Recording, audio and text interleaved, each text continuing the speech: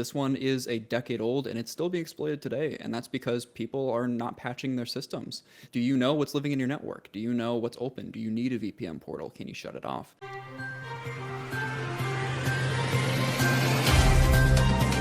This episode is made possible by OIT VoIP. Find your best-in-class revenue generation for MSPs all over the world. Learn more via the link in the show notes. Good morning and welcome to the December 6th episode of MSP Dispatch, your source for news, community events, and commentary in the MSP channel. I'm Brandon Martinez, filling in for Tony Francisco and Ray Orsini today. Without any further ado, let's get into the news.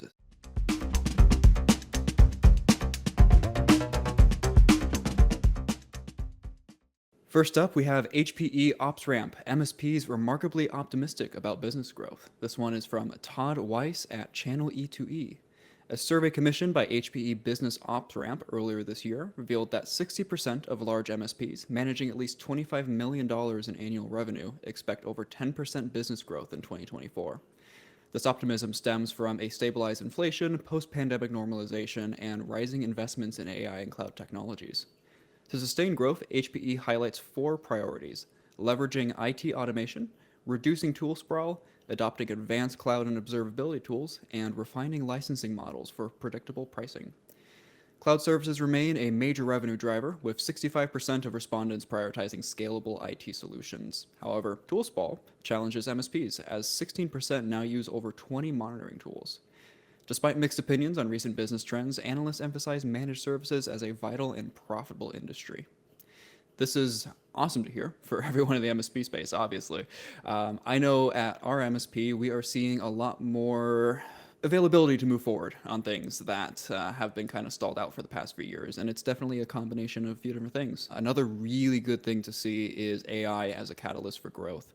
The surge in adoption presents a ton of new opportunities for MSPs to offer AI as a service or integrate AI into their existing offerings. I think MSPs that develop expertise in AI technologies will really differentiate themselves and capture a huge market share.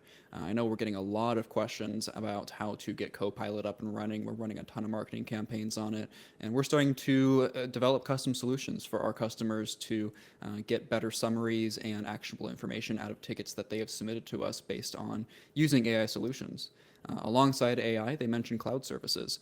Scalable is the name of the game. Businesses are growing fast, especially with the changes going on right now, and there's a huge trend towards cloud and hybrid solutions. Another thing on there that's important to note is the tool sprawl. It is really easy to fall into a pattern of technical debt in this industry. So first off, my big call to action here is to encourage you to conduct your own internal audits of your tool sets. Use this time to figure out, what are you paying for? What are you using? How much of your team is using your tools? You could be paying for something you think everyone's using, and you ask them and they say, I didn't even know I had access to that. So figure out, what do you have available to you, and is there anything else you can trim out towards the end of the year going into your 2025? Another thing you want to take a look at is embrace a customer-first approach and really understand where your customers' needs are coming from. Do they need more cloud services and hybrid services for the growth? Are they looking to adopt more of these AI services? You really want to stand out in this competitive market by making sure that your clients know you're not just a service provider, you're really a partner to them. On the note of providing services, coming up next, we have some security news.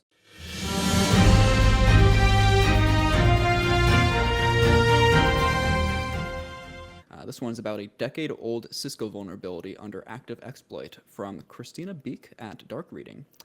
Cisco has alerted customers about an active exploit targeting a decade-old vulnerability in its adaptive security appliance. The flaw, found in ASA's web VPN login page, allows unauthenticated attackers to perform cross-site scripting attacks by exploiting insufficient input validation. Identified in 2014, it requires users to click on malicious links to be exploited. Cisco became aware of exploitation events in November 2024 and advises its customers to upgrade to a fixed software release, as no workarounds exist. One of these services you want to be providing is vulnerability monitoring. It's so much more common to see exploits that have existed for years on unpatched systems being hit to compromise large-scale enterprises to small businesses, rather than these crazy 0 days that everyone is panicking about.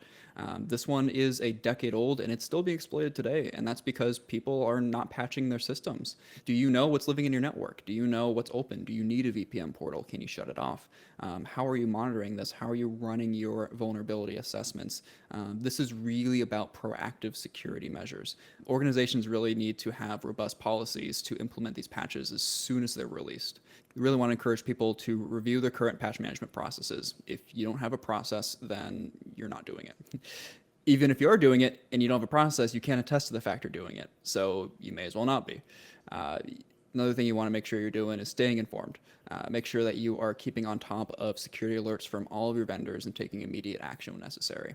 There is a lot of noise in the space with new vulnerabilities every single week. It's hard to keep up. It's understandable. There's a lot of different tools you can use to make sure that you are keeping on top of those things, though.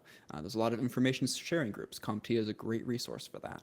I'm on their mailing list, and I get a digest every day or so of here's some new vulnerabilities that we're seeing. Here's some new exploits.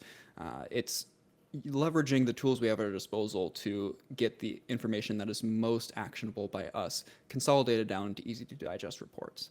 On top of that, vulnerability management. There's a ton of vulnerability scanners out there. There's some built into Microsoft Defender. There's third-party ones like CyberCNS, Cavello. There's a lot of players in the space entering this right now. And their whole goal is to inspect your environments, find these vulnerabilities where it's not that you don't want to patch your things, it's just you don't know you need to. It's going to look up discover all the assets in your network, figure out what version of the software are they running. Is this software vulnerable? Is this a 5-minute fix to prevent 5 hours of downtime later on? Moving on into community events.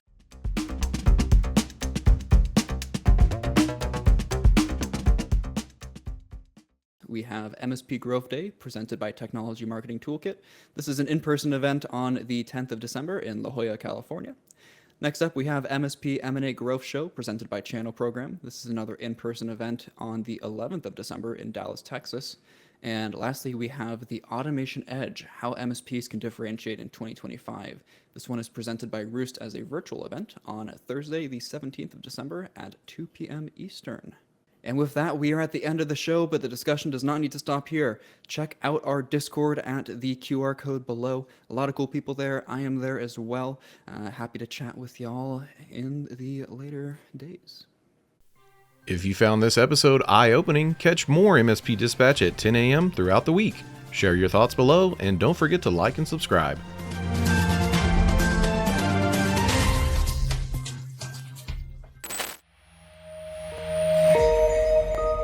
This has been a broadcast of the MSP Media Network.